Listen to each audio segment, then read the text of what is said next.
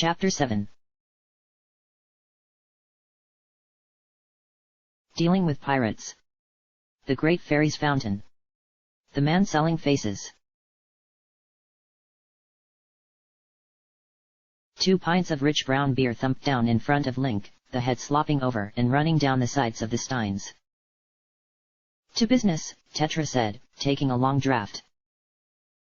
They were in a seedy-looking and sparsely populated tavern in one of the lower and more destitute parts of town. The bartender was a tough-looking Goron replete with plenty of battle scars, one of the first that Link had ever seen in this city. So about what I said earlier, Tetra began. About the Gerudo. Yeah. I'm not saying they're bad people. She took another drink.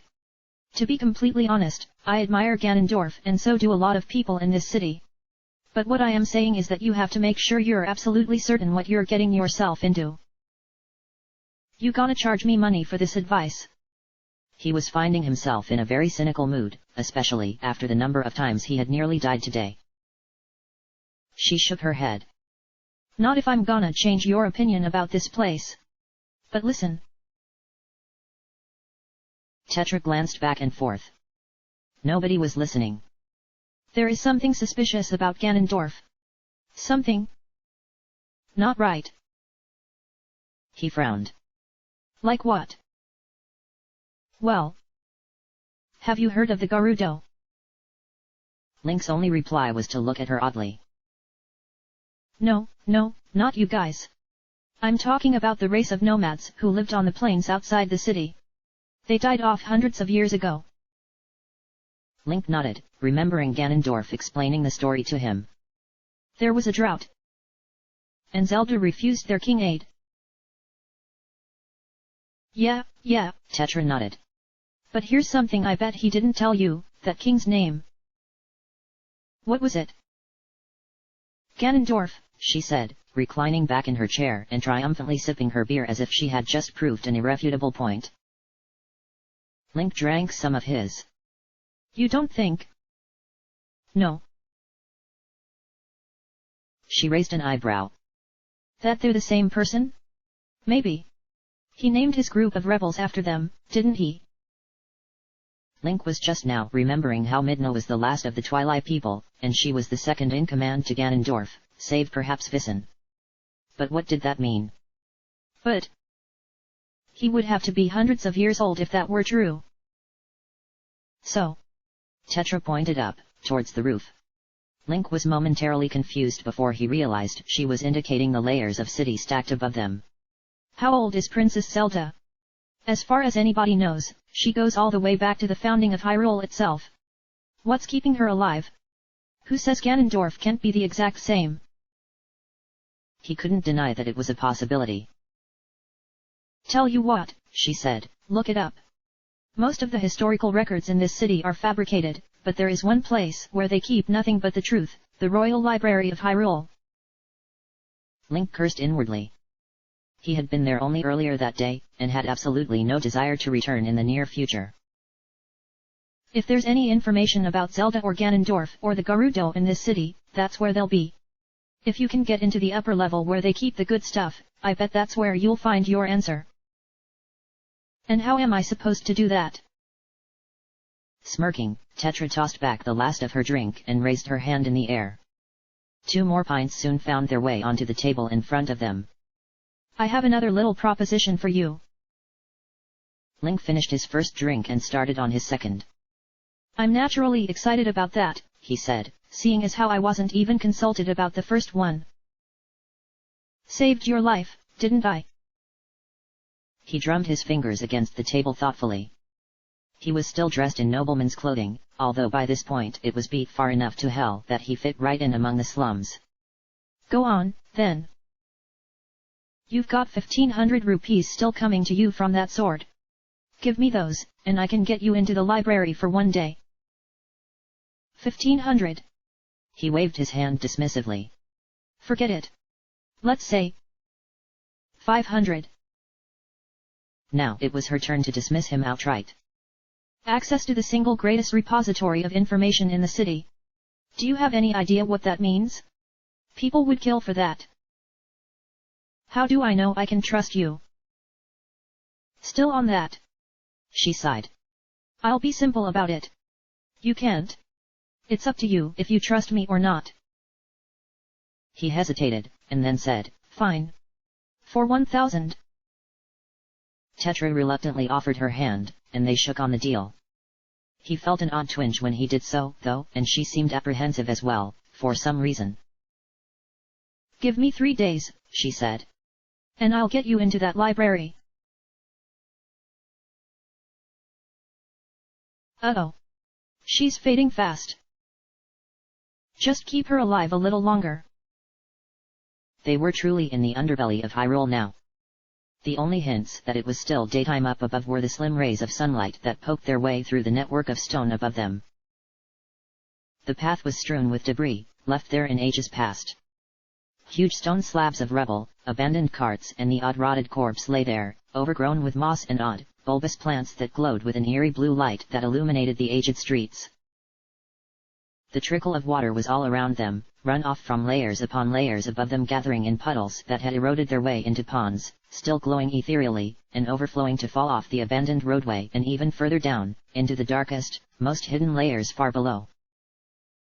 Even in this dismal state, this part of the city had not yet been abandoned. Skeletal beggars lay motionless in the streets, drugged into a stupor, only lifting their heads when Ganondorf walked by. These destitute souls sat in groups around scattered fires, built out of the remains of broken furniture, rotted slabs of wood, anything that would burn. They roasted lean animals on rusty spits, and fermented whatever they could in old tin cans. She has no magic left, there's nothing I can do. Like I said. Just keep her alive. Midna was still slumped over Ganondorf's shoulder, long red hair matted with blood and curtained over her face. She had long ago faded into unconsciousness, and despite Navi the fairy bobbing up and down and trying desperately to keep her alive, it was now only a matter of time until she died. So what happened to the others? Are they okay? I don't know, Ganondorf said. We split up at the market district. I haven't seen any of them since then. They stopped at an intersection. One of the paths was blocked by a collapsed building. She's through there. Navi flitted ahead towards the obstruction. Much farther. No. He stepped over a fallen beam, taking care not to strike Midna's head on the doorway as he did so. As soon as he entered the shattered structure, its walls shimmered and changed around him. When the magic ceased, he was no longer surrounded by cold stone and the smell of decay. The trees towered high above him, the leaves forming a canopy above his head. The scent of grass and soil was sweet in the air, after so many years in the depths of the city. All around him was a forest, infinitely deep and dark.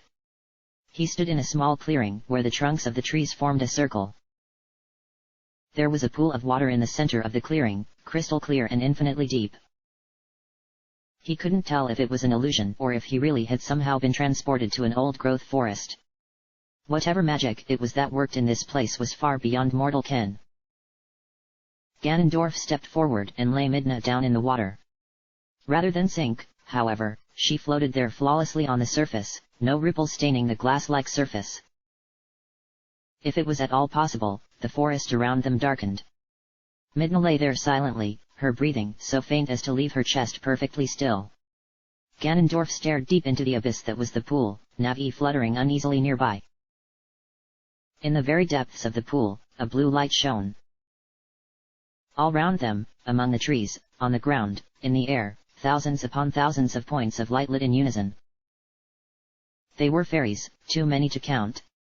They floated all around them, a million tiny pinpricks of light blazing in the darkness which, if anything, seemed to have become thicker, even more impenetrable. Navi settled onto the shoulder of Ganondorf's armor. I always feel nervous coming to this place, she whispered. You and me both, he answered back. The surface of the water, for the first time, moved.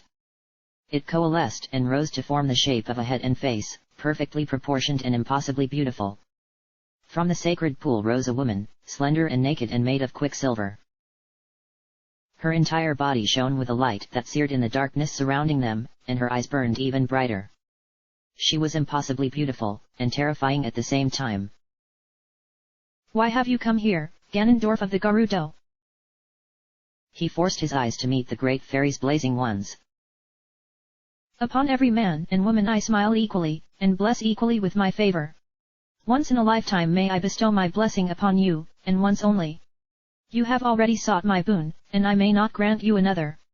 You are foolish to come here, and you are foolish to bring him, Navi, my child.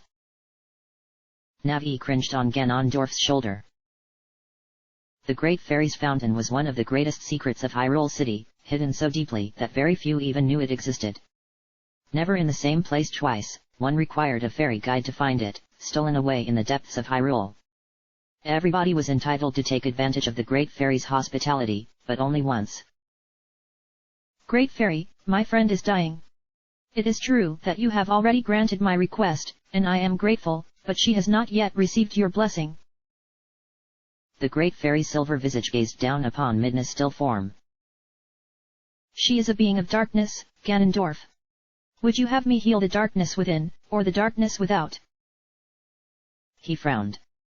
What did that mean? Perhaps you misunderstand me. I simply wish for you to heal her wounds. With a gesture, the Great Fairy floated Midna up to her eye level. Her long red hair dangled below her, the light and darkness playing off its fiery redness. She is possessed. Although I may heal her now, she will by no means be cured. Not as long she is twice touched by the darkness. Mother, what are you talking about? Navi asked. My light will harm a being so dark. So be it, said Ganondorf. As long as she still lives. Wordlessly, the Great Fairy plunged her hands into Midna's sides. The effect was immediate. The Twilight plunged her head back and screamed, loud and long, a cry of purest agony ripping her throat. The scream continued, growing in intensity as the Great Fairy's magic worked its way through her, body convulsing and contorting madly. As quickly as it had started, it was over. Midna drifted back down to rest on the cool grass, panting and still shaking. Her skin was a dull, dark gray, and had completely lost its ethereal glow. Her hair had similarly lost its vibrant color and pooled darkly around her head. You have received my blessing, the Great Fairy said, already sliding back into the shining water that had spawned her. Farewell, Midna of the Twilight. They were in a ruined building deep within the underlevels of Hyrule City. The air was dank and dusty and smelled of rot. Come on, let's get out of here. Ganondorf helped Midna to her feet. WH. She coughed hoarsely. What was that? The Great Fairy, said Navi, leading the way out into the alleyway. A lot of people don't even know she exists, but she's actually a lesser god. She created all of the fairies, and she'll grant anybody one request if it is within their power. But you can't get more than one, so you had better think it through. Well, we decided for you because you weren't really in much of a state to think it through for yourself. Stop. Ganondorf let go of Midna, and she wobbled very unsteadily on her feet. She looked down at her hands, her arms, her legs, seeming very uneasy at suddenly being so far from the ground. Here's good. Here was a narrow alley that ended in a dead end, almost pitch black in the fading light. Ganondorf helped Midna into the alley and leaned her down against the stone wall at the end of it. We gotta go, Navi was saying. It gets dark fast in this part of the city. She rested there for a while, eyes clenched tight in pain. The Great Fairy's magic had saved her life, but the power within it was burning her from the inside. When her eyes flickered open again, they met with Ganondorf's. Go. She mumbled. It took Ganondorf a moment to realize just what was going on. Midna was self-conscious. Go on, she said, a little more firmly this time. Get out of here. I'll be fine. He made an effort to conceal his amusement. Never in his life had he seen Midna so obviously flustered. Indeed, this was quite the opposite from how she usually behaved. Come on. Navi said. It'll be dark soon. She might be fine, but we won't be. See you later, Midna said. Of course, said Ganondorf, turning away and strolling down the ruined street, the bobbing light of Navi guiding his way. Midna sat there, propped up against the roughly hewn wall, for some time after they both had gone. The sun passed its zenith in the sky, and the thin beams of sunlight that filtered down through the city disappeared. Night took hold fast in the deeper parts of Hyrule. It was like sitting in shallow water.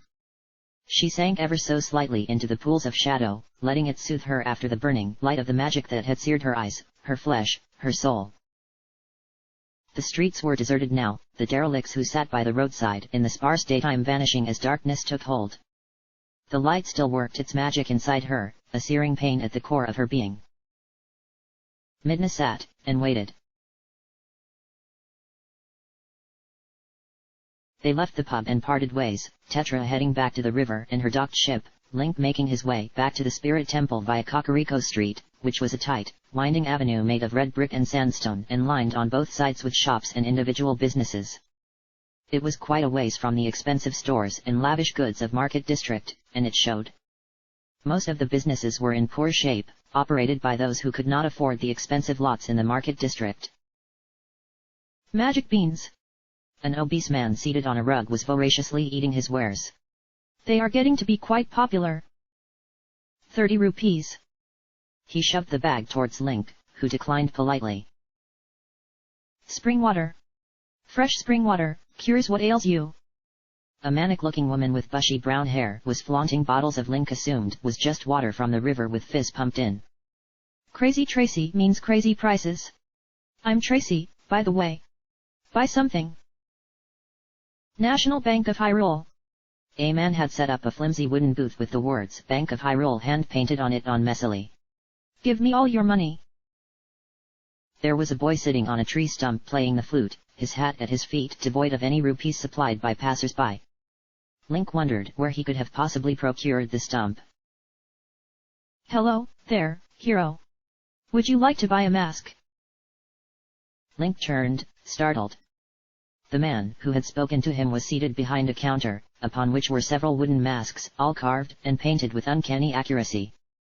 The sad wooden eyes of a Deku scrub looked up at him with what anybody would swear was real emotion. Despite himself, he stepped up to examine the other masks. There was a Goron, a Zora, and... What is this? He held up the mask. It was his own face, perhaps a few years older, with white hair and decorated with war paint. It seemed to glare back at him fiercely. Ah, that is a very powerful mask, hero, filled with a very powerful history. Nearly as powerful as the mask I gave to you earlier. However, that one there has already fulfilled its role in your story, I think. Earlier. Link looked at the man, trying to place where he had met him before. Surely he wouldn't forget those calm eyes, an unsettling smile. Have you discovered your quest yet? You. It came rushing back to him, and Link knew that the mask salesman had not wanted him to know until just then. You were there, in the forest. The night I first came here. Indeed. If at all possible, he smiled even wider. Tell me, do you like this one? Link looked down at the mask proffered in his hands. It was, produced to perfection, the helmet that seemed to permanently grace Midna's head. Link took it and examined it briefly. It seemed to have a weight beyond its size, although he could still lift it with ease. It was as if the bizarre mask was only allowing him to handle it. He noticed that it seemed to be a fractured piece of something much larger, a Midna-sized suit of armor, perhaps. Do you like it? You can have it if you like. Link put the mask down on the wooden counter that separated them. Sorry, I have a friend who wears the same thing. She'd be furious if I copied her style. Let me tell you something, hero. Please don't call me that. She is dangerous. Link stopped. Who was he talking about? Do you mean Midna? Or Tetra? The mask salesman seemed eerily happy to be taunting him so. Does a life lived in the shadows spawn darkness within? Does a life lived in the cold create a chill in the soul? Does a life lived beneath a scalding sun ignite fires of rage in the heart? Link's eyes narrowed. His 2 meetings with the mask salesman were no coincidence. Who are you? The smile remained plastered on his face. Where did you live your life, hero? Rather than answer the question, Link turned to leave. We will meet again, worry not, and things will become clearer. Unnerved by the encounter, Link put the mask salesman's words out of his mind. Stopping only to buy directions back to the temple from a short, middle-aged man in a green leotard with a red balloon tied to his back, Link hurried back to the mess in which he was feeling it may have been a mistake to entangle himself. She sat there for hours in the deepening darkness, listening to the sounds of the city above filter to her down below. Drops of water, run off from the many layers above, fell in musical rhythm, filtering through the stone to wend their way even deeper below. Dogs chased each other through the deserted roads, barking and howling with a slavering ferocity that told her that they were far from domesticated. A wayward scream harshly cut off one of hundreds of murders that occurred in the city daily. Then everything fell silent. The sound of water, the wind blowing through the street, the creak of aged buildings, everything. All of it obscured by a darkness so thick that it encompassed everything. The great fairy's magic was working its way through her form, magic of the light rotting away a body polluted by shadows. It hurt to lift her head, but she managed it. 2 scintillating yellow eyes glared back at Midna out of the darkness.